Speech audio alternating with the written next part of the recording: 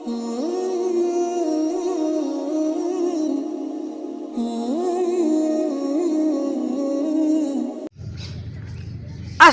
আলাইকুম ওয়া রাহমাতুল্লাহি ওয়া বারাকাতুহু। আলহামদুলিল্লাহি ওয়াসসালাতু ওয়াসসালামু আলা রাসূলিল্লাহ, আম্মা বা'দ। আজকে উপস্থিত হয়েছি আমরা যারা সোশ্যাল মিডিয়ায় কাজ করি নিয়মিত। আগে নিয়মিত সালাত আদায় করতাম, আগে নিয়মিত কোরআন তেলাওয়াত করতাম, আগে নিয়মিত মানুষকে ইসলামের দাওয়াত দিতাম, আগে নিয়মিত কোনো না কোনো একটা ভালো কাজ রেগুলার করতাম। এগুলো সব বরবাদ হয়েছে আমার মতো এরকম কয়েকজন মানুষের জন্য। আমার এই আজকের এই ভিডিওটি দেখেন ভাই, আমি একজন মানুষ যে কিনা 4 থেকে 5 বছর একটানা এমন কোনো দিন নাই যেদিন প্রত্যেক দিন সকালবেলায় অন্ততপক্ষে 5টা কোরআনের আয়াত না পড়ে আমি দিনটা শুরু করেছি। এরকম দিন আমার হয়নি। যদি হয়ে থাকে 5 বছরের ভিতরে ধরেন এভারেজে 1 মাস 30 দিন, মানে এটা আমার ধারণা আর কি, হয়তো আরও কম হবে ইনশাআল্লাহ। তো এই যে আমি ভালো কাজগুলো করেছি, প্রতিদিন কোরআন তেলাওয়াত করেছি, সালাত ঠিক মতো আদায় করার চেষ্টা করেছি, ভালো কাজ যতটুকু সম্ভব করার চেষ্টা করেছি। এখন সোশ্যাল মিডিয়ায় কাজ করছি বিগত 6 মাস যাবৎ। এই 6 মাসের মধ্যে প্রায় 2 মাসেই সকালবেলায় কোরআন তেলাওয়াত দিয়ে আমি শুরু করতে পারিনি।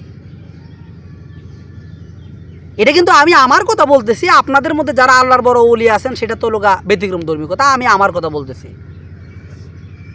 তো এই 6 মাসের মধ্যে মিনিমাম 2 মাস আরও বেশি হতে পারে আমি ফজরের সলাতের পরে কোরআন তেলাওয়াত দিয়ে আমার সকালটা শুরু হয়নি।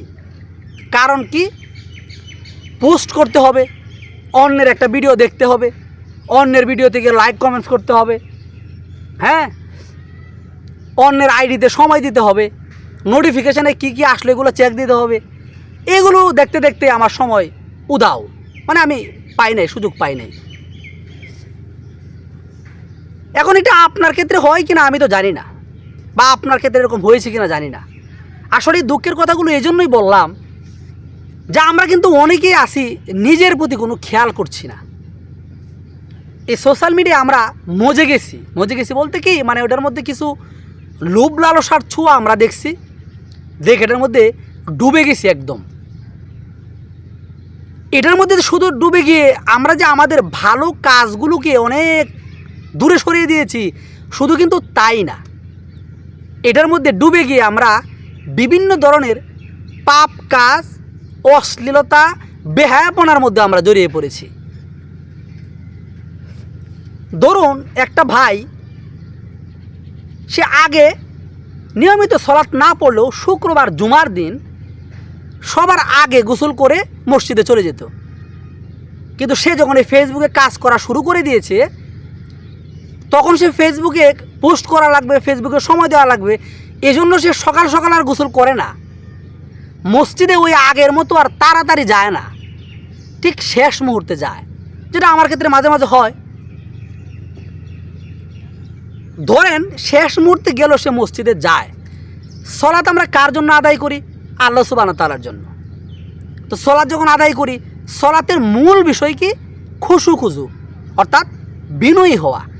তুমি আল্লাহর গোলাম, আল্লাহর দাস, আল্লাহর গোলামের ঘরের গোলাম, তুমি আল্লাহর সামনে দাঁড়াইছো আল্লাহর খুশির জন্য, আল্লাহর সামনে তুমি দাস হিসেবে, আল্লাহর গোলাম হিসেবে দাঁড়িয়ে আছো। এইটা হচ্ছে নামাজের মূল বিষয়। এখন দেখা গেছে আমি একটু আগে তাড়াতাড়ি যাইতাম, ফেসবুকে কাজ করছে, এখন দেরিতে যাই। যাও ফেসবুকে কাজ করে দেরিতে যাই, ভালো কথা, সেখানে গিয়েও মোবাইল একটা হাতে নিয়ে এই যে এরকম একটা, এই যে দেখেন এরকম একটা সেলফি তুলি। কেন? একটু পরে পোস্ট করতে হবে, জুম্মা মুবারক। এগুলো কিন্তু আমার ক্ষেত্রে হয়, আপনাদের ক্ষেত্রে হয় কিনা আমি জানি না। এই কথাগুলো আমি এজন্যই বললাম, নিজের প্রতি একটু খেয়াল রাখুন। এই ফেসবুকে কাজ করে আপনি জীবনে কিছু করতে পারবেন এর কোনো গ্যারান্টি নাই, এটাই 100% রাইট। চিরন্তন সত্য।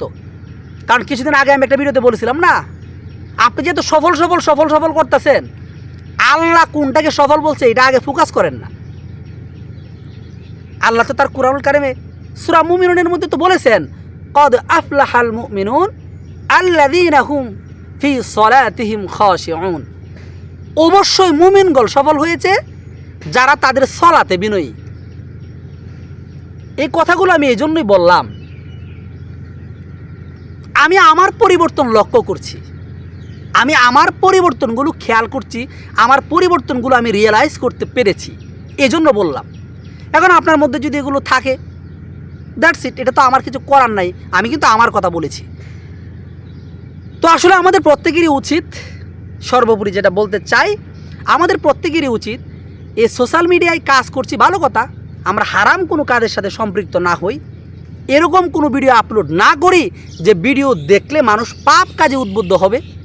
তার পাশাপাশি আমরা আল্লাহ তাআলার দেখানো পথে আবার চলা শুরু করি। আগে আল্লাহর কাজটা করি, আগে নিজের ভালোর জন্য কিছু করি, সুযোগ থাকলে, সময় থাকলে, অবসর থাকলে আমি ফেসবুকে কাজ করি, এটাই আমার জন্য কল্যাণকর হবে। আসসালামু আলাইকুম ওয়া রাহমাতুল্লাহ।